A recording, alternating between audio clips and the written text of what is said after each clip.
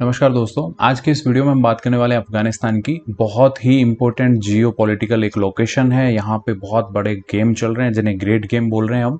Great game क्यों बोल रहे हैं ये आपको अभी इस वीडियो में समझ में आ जाएगा। और यहाँ पे यूएसए जो है वो विड्रॉ कर रहा है। काफ़ी लंबे टाइम से यहाँ पे यूएसए की प्रेजेंस थी, तालिबानी इसके अगेंस्ट फाइट कर रहे थे। तो इन सब चीज़ों से क्या फ़र्क पड़ने वाला है इंडिया के ऊपर, क्या है यहाँ पे ग्रेट गेम, ये सब हम इस वीडियो में जानने वाले हैं। इसके साथ साथ हम ये भी देखेंगे कि इंडिया की पॉलिसी अभी तक कैसी रही है। इंडिया अभी तालिबान से बात कर रहा है, क्या उसे करनी चाहिए या नहीं, और किस तरह की पॉलिसी होनी चाहिए इंडिया की, ये सब हम इस वीडियो में बात करने वाले हैं। तो चलिए शुरू करते हैं अफगानिस्तान का ये इशू। सबसे पहले अगर बात करें कि अफगानिस्तान इतना इंपॉर्टेंट क्यों है, तो देखिए इंडिया के लिए क्यों इंपॉर्टेंट है। सबसे पहले अगर हम देखें पोजीशन, तो वो आती है जियो स्ट्रेटेजिक लोकेशन। तो अफगानिस्तान की जो लोकेशन है वो अगर आप देखें तो देखिए यहाँ पे है ये अफगानिस्तान। तो अफगानिस्तान में सबसे पहले दो फ्रंट पे बात करते हैं हम। एक्सटर्नल फ्रंट पे ये भारत के लिए क्यों इंपॉर्टेंट है, क्योंकि देखिए यहाँ पे ये पाकिस्तान आपको दिख रहा होगा। अगर आपको पाकिस्तान को रोकना है या फिर पाकिस्तान का जो दिमाग है कश्मीर से डाइवर्ट करना है, या फिर मैं इसको अगर पॉलिटिकल लैंग्वेज में बोलूँ कि थिएटर ऑफ वॉर, मतलब आपको शिफ्ट करना है कश्मीर से, तो आप अफगानिस्तान में पाकिस्तान का ध्यान भटकाइए।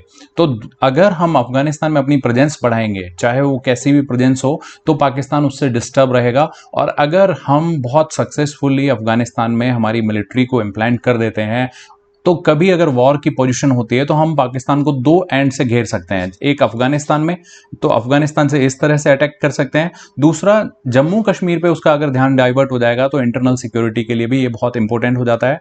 दूसरा, ये तो एक्सटर्नल फ्रंट पे हमने बात करी। अगर हम इंटरनल फ्रंट की बात करें तो देखिए इंटरनल फ्रंट पे जैसे अगर हम अफगानिस्तान में अपनी प्रेजेंस नहीं बढ़ाएंगे तो वहां पे डेफिनेटली तालिबान की प्रेजेंस बढ़ने वाली है। और तालिबान जो है वो मैन्युफैक्चर्ड ऑर्गेनाइजेशन है बाय पाकिस्तान, मतलब उसको बहुत ज्यादा सपोर्ट मिलती है, ट्रेनिंग मिलती है, रिसोर्सेज मिलते हैं with the help of Pakistan, right. तो अगर तालिबान आ गया, मतलब तालिबान आने से वहां पे यह है कि हमारे जम्मू एंड कश्मीर में जो इस्लामिक मिलिटेंसी है उनका मॉरल बूस्ट होगा, उनका कॉन्फिडेंस बढ़ेगा, और इसके साथ ही इंडिया के लिए इंटरनल सिक्योरिटी टेंशन भी बढ़ जाएंगी। तो इस तरह से ये दोनों ही फ्रंट पे लिए इंडिया के लिए इंपॉर्टेंट हो जाता है, नंबर एक। नंबर दो, अगर बात करें हम, अफगानिस्तान जो है हमारे लिए जियो इकोनॉमिक एडवांटेज भी देता है। जैसे हम अगर सेंट्रल एशिया से कनेक्ट करना चाहते हैं, मतलब इंडिया अगर अपनी कनेक्टिविटी बढ़ाना चाहता है, चाहे सेंट्रल एशिया के साथ चाहे वेस्टर्न एशिया के साथ, तो उससे अफगानिस्तान में अपनी प्रेजेंस का बहुत ही इंपॉर्टेंट रोल होता है और उसे ध्यान रखना पड़ेगा। और अगर हम अफगानिस्तान भूल जाएंगे तो सेंट्रल एशिया में हमारी कनेक्टिविटी कम होगी। और ये जो एरिया है सेंट्रल एशिया का, ये इंपॉर्टेंट है क्योंकि ये पूरी तरह से अनटैप्ड मार्केट है, नंबर एक। नंबर दो, यहाँ पे बहुत सारे रिसोर्सेज हैं और खास करके एनर्जी के लिए इंडिया इस पे डिपेंड रहता है। तो यूरेनियम वगैरह हम सेंट्रल एशिया से ही इंपोर्ट करते हैं। तो इन सब चीज़ों को देखते हुए जियो इकोनॉमिक एडवांटेज भी यहाँ से हमें मिलती है अफगानिस्तान में अगर हम मौजूद हैं तो। तीसरा अगर एंगल हम बात करें वो है जियो पॉलिटिकल, मतलब अगर हम ग्लोबल पॉलिटिक्स की बात करें तो अफगानिस्तान हमारे लिए कैसे इंपॉर्टेंट रह सकता है। देखिए सबसे पहली बात तो इंडिया बहुत सारे डेवलपमेंटल एक्टिविटीज को अंजाम दे रहा है अफगानिस्तान में। तो एज ए सॉफ्ट पावर, मतलब हम अपनी मिलिट्री वहां लेके नहीं गए हैं कोई भी, हम सॉफ्ट पावर मतलब आर्ट एंड कल्चर में उसको सपोर्ट करना, वहां पे हम डैम्स बनवा रहे हैं, उनकी पार्लियामेंट हमने बनवाई है, तो $3 बिलियन का हमने उनको क्रेडिट दिया। तो इस तरह से इंडिया दिखा रहा है कि हम देखिए आपके साथ हैं, है ना, सॉफ्ट पावर के रूप में। तो सॉफ्ट पावर के रूप में थर्ड वर्ल्ड कंट्रीज में इंडिया का प्रभुत्व, इंडिया की जो डोमिनेंस है उसको मनवाने के लिए ये अफगानिस्तान इंपॉर्टेंट हो जाता है। इसके साथ ही अगर दूसरा अगर हम एंगल बात करें तो एक इंडिया जो है कन्वेंशन ऑन इंटरनेशनल टेररिज्म पे बहुत फोकस कर रहा है, सीसीआईटी पे, और वो यूएन में पास कराना चाहता है, जिसमें यह है कि इंटरनेशनल जो टेररिज्म है उसकी डेफिनेशन को डिसाइड किया जाए कि भाई ये एक्टिविटी टेररिज्म होगी और इसको एक्सेप्ट किया जाए। तो उसको सपोर्ट के लिए भी अफगानिस्तान वहां पे वोट करेगा तो हमारे लिए सपोर्ट बनेगी।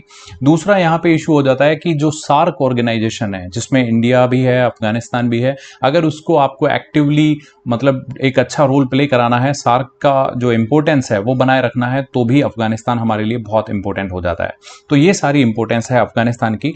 अब ये तो थी इंडिया के लिए इंपॉर्टेंस हमने बात करी। अगर हम बात करें कि ग्लोबल सिनेरियो में ये इतना इंपॉर्टेंट क्यों है, तो एक बहुत ही फेमस पॉलिटिकल कोट है, मैं उसको बताता हूं आपको। कि किसी ने कहा है कि if you control the central Asia, then you are definitely going to rule the Eurasia. मतलब अगर आप सेंट्रल एशिया पे कंट्रोल कर लोगे तो आप यूरेशिया पे कंट्रोल कर लोगे। यूरेशिया मतलब यूरोप एंड एशिया।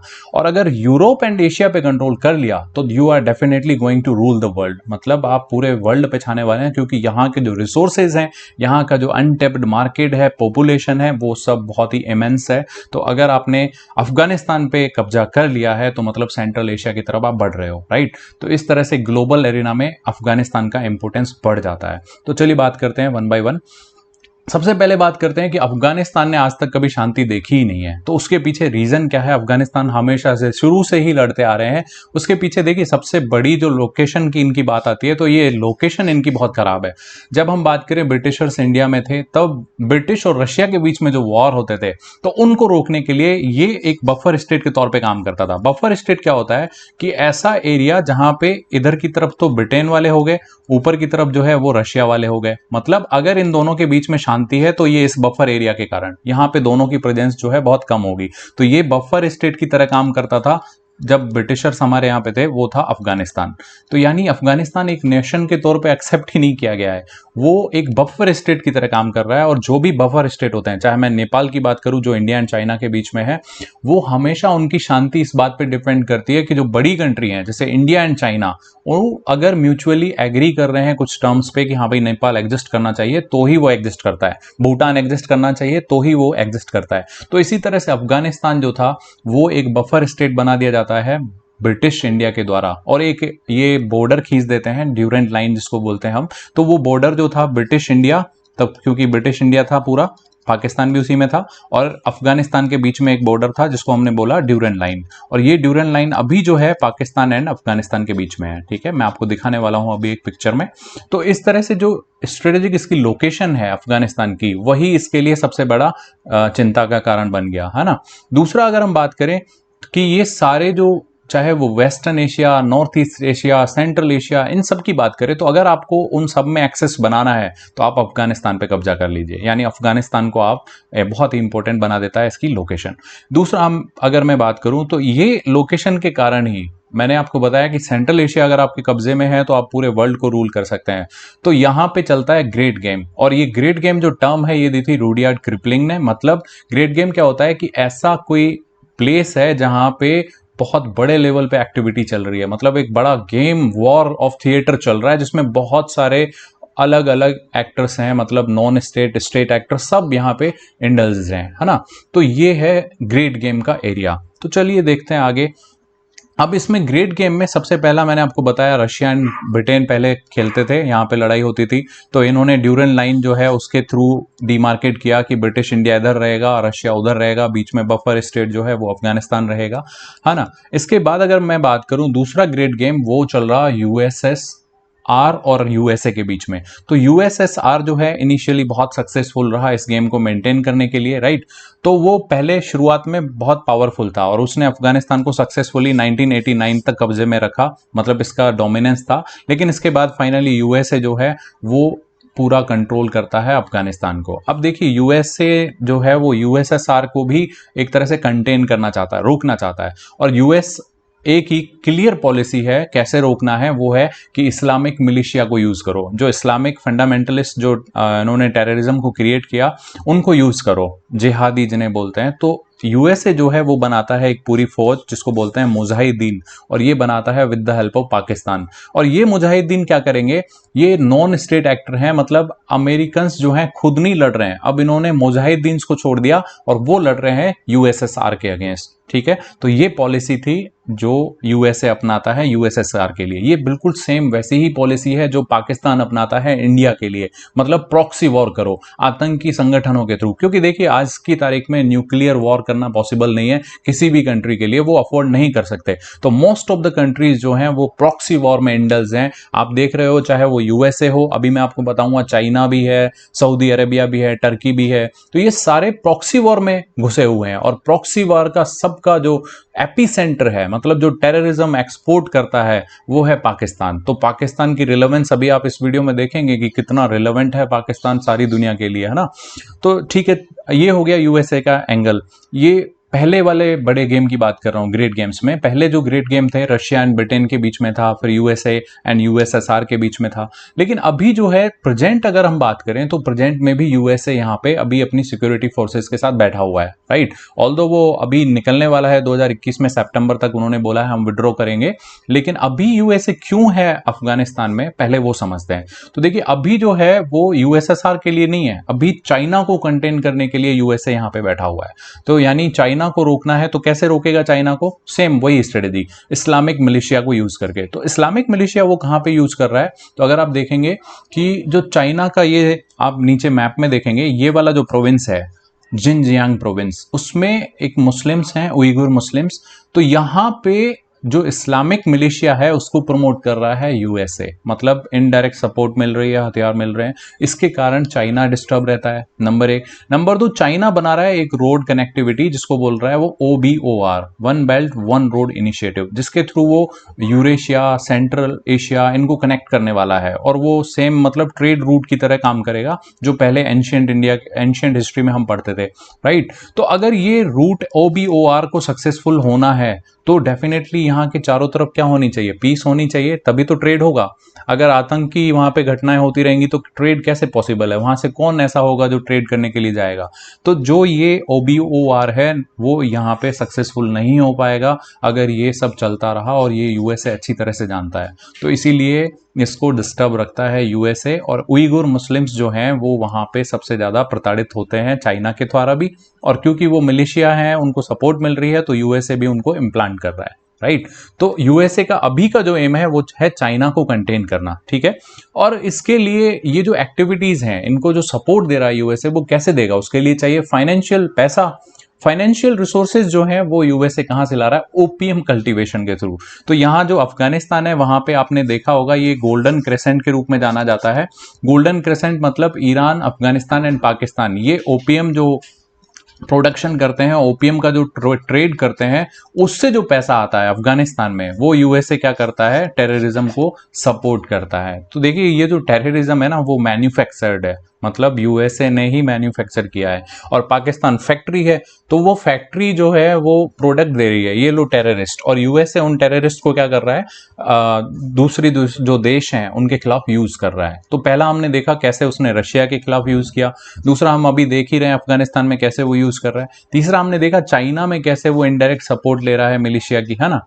इसके बाद अगर हम बात करें नेक्स्ट की, तो चाइना की भी यहाँ पे प्रेजेंस है। अभी हम बात करें प्रेजेंट में कौन कौन यहाँ पे बड़े बड़े प्लेयर इंडल्ज्ड हैं अफगानिस्तान में, तो पहला हमने देखा यूएसए, दूसरा अब हम बात कर रहे हैं चाइना। तो चाइना यहाँ पे क्यों बैठा है अफगानिस्तान में? क्योंकि चाइना का देखिए बहुत क्लियर एम है, उसको एक्सपैंड करना है और उसको बहुत सारे रिसोर्सेज, मार्केट, सबको टैप करना है, मतलब सब में पहुंचना है। और दूसरी अगर मैं आपको बात बताऊं तो ग्लोबल पावर बनने की तरफ बढ़ रहा है चाइना। और ग्लोबल पावर या ग्लोबल हेजेमनी अगर आपको बनना है तो उसमें आपके पास तीन तरीके होते हैं। पहला होता है आपके पास हार्ड पावर बनने का, मतलब हार्ड पावर दिखाइए पूरी दुनिया को। और हार्ड पावर कैसे दिखाते हैं हम? मिलिट्रिक स्ट्रेंथ से, मतलब मिलिट्री आपकी बहुत पावरफुल हो, आप कहीं भी वॉर लड़ने के लिए तैयार हो। तो ये तो आपको पता है चाइना ने बहुत अपग्रेड कर लिया है अपनी मिलिट्री को। दूसरा जो मेथड होता है इसमें ही, अगर हेजेमनी आपको एस्टेब्लिश करनी है, तो वो होता है सॉफ्ट पावर, मतलब आप अपनी art and culture, people to people contact बढ़ाइए, सिनेमा को आप वहां पे अपना प्रमोट कीजिए। जैसे इंडिया का बॉलीवुड है वो काफी ज्यादा अफगानिस्तान में चेरिश किया जाता है, क्रिकेट खेला जाता है, तो इंडिया सॉफ्ट पावर के रूप में खुद को प्रेजेंट कर रहा है। तो सॉफ्ट पावर हो गया दूसरा। और तीसरा जो सबसे इंपॉर्टेंट फैक्टर होता है इसमें, अगर आपको ग्लोबल पावर के रूप में रिकॉग्नाइज करना है खुद को, तो तीसरा जो स्टैंड होगा वो होगा इकोनॉमिक आपकी स्ट्रेंथ कैसी है, मतलब आपकी इकोनॉमिक स्ट्रेंथ, आपकी पूरी वहां की अर्थव्यवस्था कैसी है, आपकी जो करेंसी है उसकी क्या वैल्यू है पूरी दुनिया में। तो अभी आपको पता होगा इकोनॉमिक में अगर हम बात करें तो हर कहीं पे डॉलर बहुत एक्सेप्टेबल है, मतलब आप वर्ल्ड में कहीं चले जाओ आपका डॉलर चलेगा, राइट। अब चाइना क्या चाहता है? चाइना चाहता है कि उसका एक्सेप्टेंस बढ़े, और उसका एक्सेप्टेंस बढ़ाने के लिए उसकी जो करेंसी है रैम्बेनी, उसका एक्सेप्टेंस बढ़ाने के लिए वो क्या कर रहा है? नंबर एक, दुनिया भर में वो क्या कर रहा है, अपनी करेंसी बांट रहा है, यानी कि वो क्या दे रहा है, सबको कर्जा दे रहा है, डेट दे रहा है। दूसरा आपने देखा होगा, चाइना अपने प्रोडक्ट्स पूरी दुनिया में पहुंचा रहा है, ठीक है। वो एक्सपांड करने के लिए प्रोडक्ट्स जब उसके पूरी दुनिया में मिलने लगेंगे तो इसकी करेंसी भी ऑटोमेटिकली पहुंचने लगेगी। कर्जा दे रहा है, अपनी करेंसी में दे रहा है ना, वो यूएसए को भी बहुत ज्यादा कर्जा दे रखा है। तो इससे वो क्या कर रहा है, अपनी जो इकोनॉमिक जो स्ट्रेंथ है वो बढ़ा रहा है। अब यूएसए को अगर चाइना को रोकना है तो उसे क्या करना होगा, चाइना को आगे एक्सपेंड करने से रोकना होगा। चाइना को एक्सपेंड करने से रोकने के लिए देखिए यूएसए क्या कर रहा है, चाइना जो है अगर यहाँ पे है तो उसको यहाँ से इंडियन ओशियन में वो कंटेन कर रहा है खुद यूएसए, क्योंकि इंडियन ओशियन जो है, ओशियन जैसे इंडो पैसिफिक है, वहां पे यूएसए की मिलिट्री प्रेजेंस है, तो यहाँ पे वो इतना ज्यादा एक्सपेंड नहीं कर सकता चाइना, राइट। दूसरा अगर हम बात करें कि चाइना वेस्टवर्ड भी क्यों नहीं बढ़ पा रहा, क्योंकि यहाँ पे है मौजूद है उसके यहाँ पे वेस्ट में इंडिया, और इंडिया के चक्कर में वो आगे एक्सपेंड नहीं कर पा रहा है, राइट। और तीसरा हमने अभी जस्ट देखा है कि यूएसए कैसे कंटेन कर रहा है, इसके OBOR प्रोजेक्ट जो है उसको कैसे रोक रहा है। हमने देखा कि मिलिशिया हमने यूएसए ने उसके इम्प्लांट कर दिए हैं, उइगुर मिलिशिया। तो इस तरह से चाइना को रोक रहा है यूएसए, और चाइना की हेजेमनी जो है उसको चैलेंज दे रहा है यूएसए। तो यूएसए का मेन एम हमने समझा। अब चाइना का हमने देखा, तो चाइना यहाँ क्यों बैठा है, क्योंकि चाइना को एक्सपेंड करना है, अपनी मार्केट बढ़ानी है।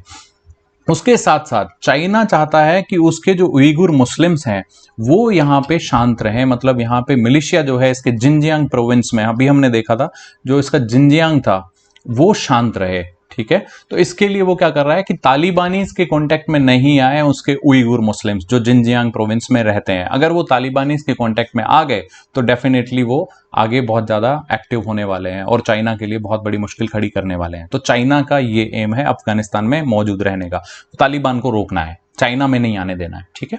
इसके बाद अगर हम बात करें रशिया की, तो रशिया यहाँ पे क्या कर रहा है, रशिया की अगर बात करें तो रशिया की पूरी इकोनॉमी डिपेंड करती है ऑयल एंड गैस पे।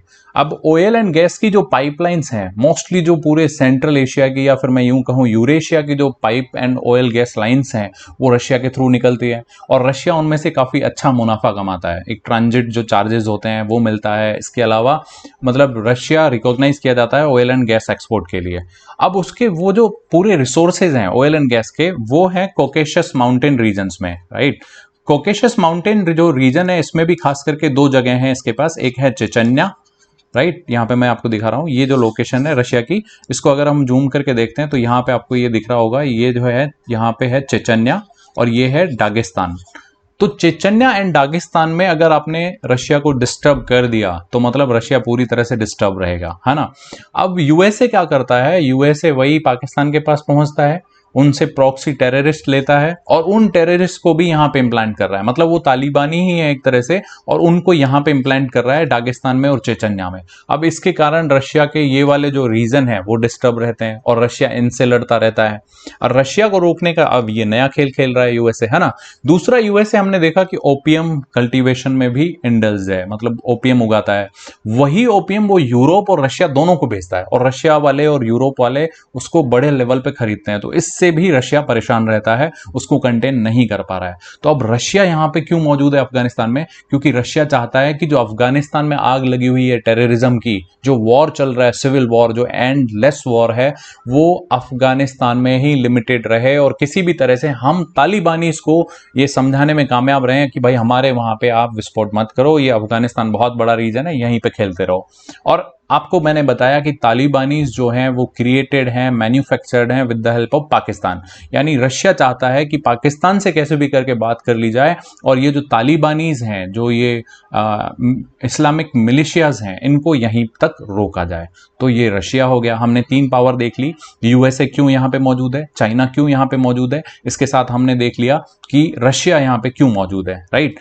अब हम बात करते हैं नेक्स्ट की कि और कौन कौन यहाँ पे मौजूद है। अब देखिए ईरान, अब ईरान भी अफगानिस्तान की पॉलिटिक्स में घुस रहा है, और वो पाकिस्तान की हेल्प चाहता है, क्योंकि वो चाहता है कि उसके वहां पे जो ये सुन्नी मुस्लिम्स हैं उनकी मिलिटेंसी को कंट्रोल किया जाए, मतलब सुन्नी मुस्लिम ओवर पावर ना करें और ईरान में बैलेंस बना रहे, राइट। और दूसरा वो चाहते हैं कि सऊदी अरबिया को भी रोकना है, तो इसके लिए पाकिस्तान के पास जाओ, क्योंकि पाकिस्तान मैंने आपको बताया हब है किसकी, टेररिज्म की।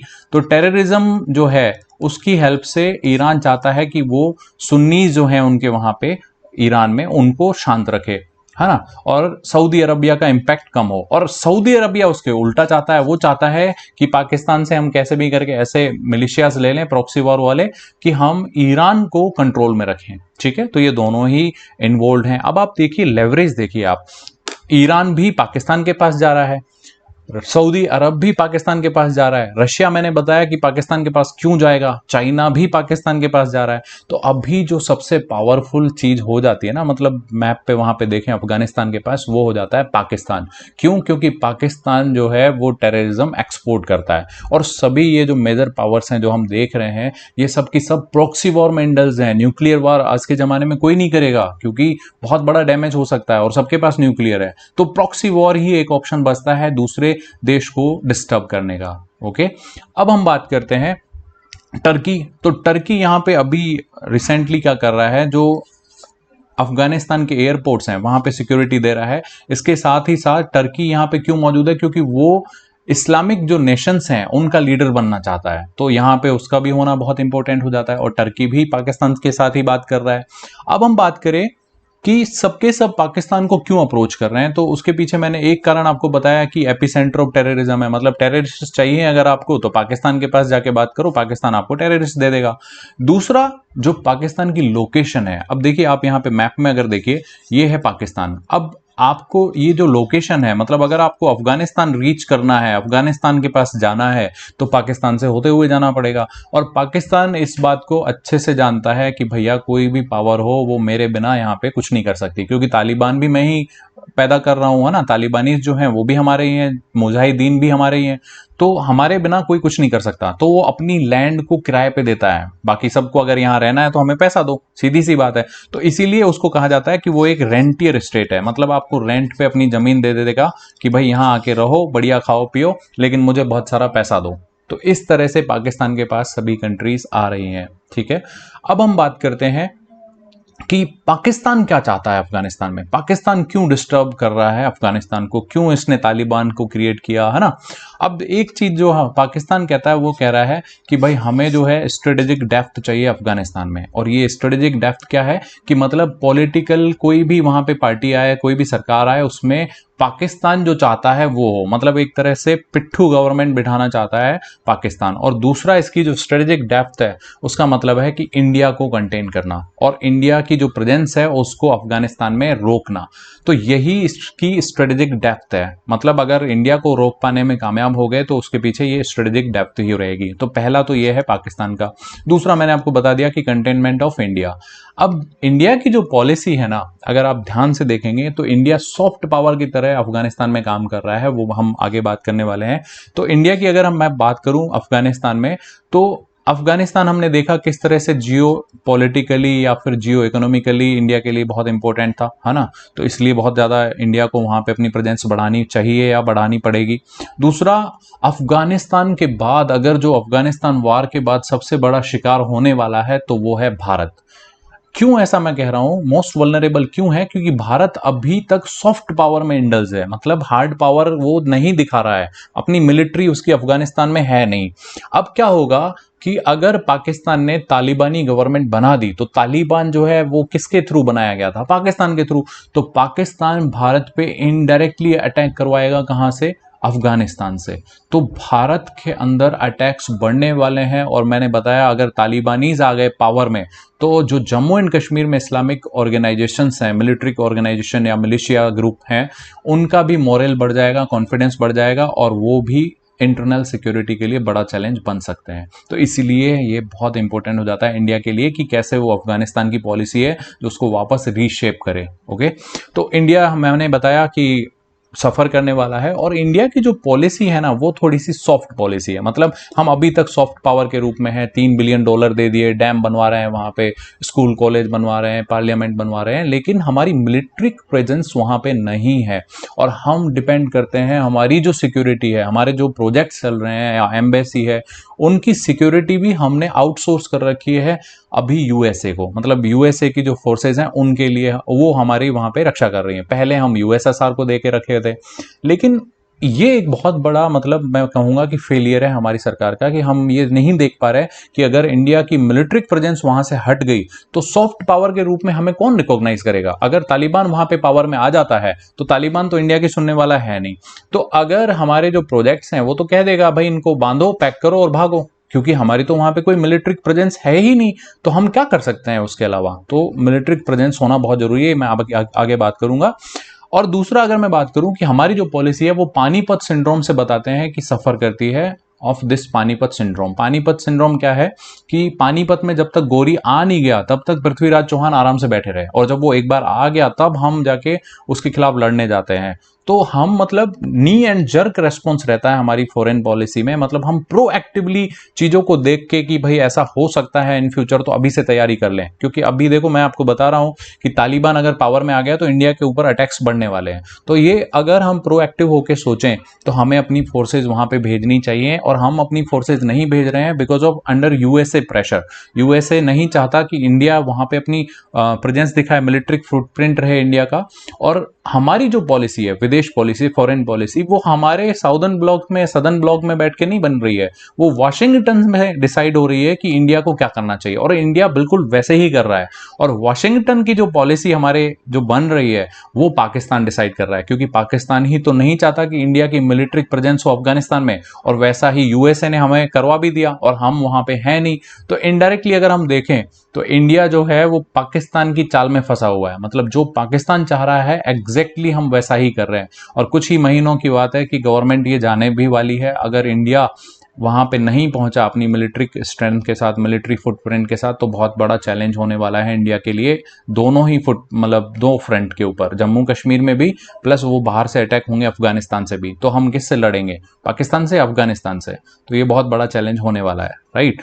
तो अब अगर हम बात करें पाकिस्तान क्यों इतना ज्यादा चिंतित है यहाँ पे, अगर मैं बात करूं अफगानिस्तान को क्यों कंट्रोल में लेना चाहता है, तो देखिए एक यहाँ पे मैं आपको चीज दिखाता हूं। ये जो बॉर्डर है ये है ड्यूरन लाइन, और ये ड्यूरन लाइन जो है ब्रिटिश, इंडिया और रशिया ने खींच दी थी। और इसके दोनों तरफ रहती है पश्तून ट्राइब, और पश्तून ट्राइब जो है अच्छी खासी संख्या में यहाँ पाकिस्तान के एरिया में भी मौजूद है। और पश्तून क्या चाहते हैं? वो चाहते हैं एक अलग देश, या फिर वो अफगानिस्तान के साथ जाना चाहते हैं। तो पाकिस्तान को एक ये भी बहुत बड़ा डर है कि भाई अगर पश्तून लोग चले गए उधर अफगानिस्तान की तरफ तो हम एक बड़ी टेरिटरी खो देंगे, मतलब बड़ा भूभाग हम खो देंगे। और इसी चीज को रोकने के लिए भी पाकिस्तान बहुत ज्यादा चिंतित रहता है, और अफगानिस्तान में वो कंटिन्यूअसली एक्टिव रहता है, राइट। अब हम बात कर रहे थे इंडिया की पॉलिसी की, तो इंडिया की फॉरेन पॉलिसी अगर हम बात करें खास करके इस रेस्पेक्ट में, अफगानिस्तान के रेस्पेक्ट में, तो हमने देखा कि हमारे पास जो है स्ट्रेटेजिक कैलकुलेशंस हम नहीं लगा रहे हैं, और हमारी जो पॉलिसी है वो वही है कि भाई हम सॉफ्ट पावर के रूप में हैं, हम कभी लड़ाई नहीं करते, हमारी जो मिलिट्री की स्ट्रेंथ है, हार्ड पावर है, वो हम दिखाते ही नहीं है। तो अगर आप वर्ल्ड लेवल पे एक ग्लोबल पावर बनना चाहते हो तो आपको मिलिट्री की स्ट्रेंथ दिखानी पड़ेगी, वॉर फाइट करने पड़ेंगे, सॉफ्ट पावर से कुछ नहीं होता है, राइट। तो आपको मिलिट्री फुटप्रिंट वहां पे रखने पड़ेंगे, चाहे वो यूएन पीस कीपिंग फोर्स के रूप में हो, चाहे इंडिया की खुद की सिक्योरिटी फोर्सेज वहां पे हो। तो अपन को जो है, हमारी जो पॉलिसी है उसमें सबसे ज्यादा जो दिक्कत वाली बात है वो है कि स्ट्रेटेजिक कैलकुलेशंस नहीं करते हम लोग। दूसरा, हम प्रोएक्टिव नहीं है, हमारा जो रेस्पॉन्स रहता है कि वो मुसीबत आए फिर हम करेंगे। और तीसरा अगर हम बात करें तो एक रेपुटेशनल डैमेज ना हो जाए, इंडिया की जो रेपुटेशन है कि हम भाई बहुत शांति प्रिय देश हैं, उससे सफर करती है इंडिया की जो पॉलिसी है, फॉरेन पॉलिसी है, राइट। तो इंडिया को क्या करना चाहिए उसकी बात करते हैं हम मैंने कमियां बता दी। अब हम बात करें तो देखिए सबसे पहला जो चीज होगी वो होगी कि इंडिया को अपने मिलिट्री फुटप्रिंट्स बढ़ाने होंगे अफगानिस्तान में, नहीं तो तालिबान पावरफुल हो जाएगा, और तालिबान हमारी बात बिल्कुल नहीं सुनने वाला है क्योंकि वो पाकिस्तान से चलता है पूरा, राइट। तो हमारे इंटरनल सिक्योरिटी के लिए बहुत बड़ा चैलेंज हो जाएगा। दूसरा अगर हम बात करें तो देखिए हमने ईरान को इग्नोर किया था अभी यूएसए के प्रेशर में, और सैंक्शंस लगने के कारण ईरान से हमने थोड़े से रिलेशन हमारे खराब कर लिए उनसे, मतलब हमने जो ऑयल इंपोर्ट करते थे वो कम कर दिया बिकॉज ऑफ यूएसए। तो यूएसए तो आपको पता है कि कभी भी पलटा मार सकता है, वो किसी का सगा नहीं है, उसको अपने प्रॉफिट्स देखने होते हैं। तो ईरान जो है वो थोड़ा सा नाराज चल रहा है इंडिया से, और अगर ईरान को हमने नहीं मनाया तो सेंट्रल एशिया एक्सेस करने के लिए या फिर अफगानिस्तान को एक्सेस करने के लिए हमारे पास और कोई रूट नहीं बचता है। ठीक है। तो हमें ईरान के साथ अच्छे रिलेशन रखने पड़ेंगे, और इवन ईरान क्या, जो रीजनल वहाँ पे पावर्स हैं छोटी छोटी, चाहे वो कजाकिस्तान हो, चाहे ताजिकिस्तान हो, इवन चाहे चाइना हो, उन सबसे मिलके हमें काम करना होगा, क्योंकि चाइना के खुद के इंटरेस्ट इन्वॉल्व हैं, वो भी नहीं चाहता कि तालिबानी उसके वहां पहुंचे। तो इंडिया चाहे चाइना के साथ मिलकर काम करना पड़े, लेकिन हमें करना पड़ेगा। ओके।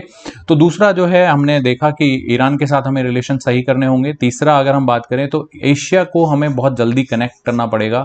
जो INSTC कॉरिडोर बना रहा है इंडिया, जो कनेक्ट करता है सेंट्रल एशिया को, तो उसको हमें बहुत तेजी से बढ़ाना होगा ताकि हम सेंट्रल एशिया में पहुंच जाएं। अगर अफगानिस्तान में कल को तालिबान सरकार बैठ जाती है तो हमें सेंट्रल एशिया पहुंचने में दिक्कत ना हो, तो सेंट्रल एशिया को हमें कनेक्ट करना होगा। ओके। अब हम बात करें नेक्स्ट, तो हमें यूएसए के ऊपर अपनी रिलायंस कम करनी पड़ेगी, चाहे वो हमारी सिक्योरिटी को लेके हो, चाहे कुछ भी हो, हमें अपनी रिलायंस यूएसए से थोड़ी सी शिफ्ट करनी पड़ेगी और सेल्फ रिलायंट होना पड़ेगा। हमारी खुद की सिक्योरिटी फोर्सेस को भेजना ही होगा। और नेक्स्ट है, मैंने आपको बताया, चाहे वो चाइना के साथ काम करना पड़े, लेकिन हमें करना पड़ेगा। अब अगर मैं सॉल्यूशन की बात करूं तो सॉल्यूशन सिर्फ एक ही है इन नियर फ्यूचर। अगर इंडिया को अच्छे से टैकल करना है टेररिज्म को, पाकिस्तान को, तो पाकिस्तान को टैकल करने के लिए इंडिया को अपनी मिलिट्री वहां भेजनी होगी। और अभी सही टाइम है, क्योंकि वहां पे सरकार है जो थोड़ी सी प्रो इंडिया है। अगर वो सरकार चली गई, तालिबान पावर में आ गया, तो हम अपनी मिलिट्री भी नहीं भेज पाएंगे वहां पे, क्योंकि अभी जो सरकार है वो कई बार रिक्वेस्ट कर चुकी है इंडिया को कि भाई आपकी आर्मी भेजिए, लेकिन इंडिया हर बार उसको कहता है कि भाई हम देखिए आर्मी नहीं भेजेंगे, हम सॉफ्ट पावर के रूप में काम करेंगे, पैसे ले जाओ। तो हमें अब पैसे नहीं देने हैं, हमें हमारी आर्मी भेजनी होगी। और आर्मी भेजने के लिए ये जो शॉर्ट विंडो है, जो छोटा सा टाइम बचा हुआ है जब तक यूएसए विड्रॉ करने वाला है या फिर तालिबान पावर में आने वाला है, उसके जाने से पहले, तालिबान के आने से पहले, यूएसए के जाने से पहले हमें अफगानिस्तान की गवर्नमेंट से लेटर लिखवा के ये करना होगा कि भाई भारत हमारी यहाँ पे सेना भेजे। तो यही अभी नियर टर्म सॉल्यूशन है और यही वायबल सॉल्यूशन है, सबसे बेस्ट सॉल्यूशन है। तो ये था पूरा अफगानिस्तान का इशू। आई होप आपको समझ में आया होगा। अगर आया है, अच्छा लगा है वीडियो, तो इसको डेफिनेटली शेयर कीजिए, सब्सक्राइब कीजिए। नेक्स्ट वीडियो में मिलेंगे। वीडियो देखने के लिए धन्यवाद। Thank you very much. जय हिंद, जय भारत।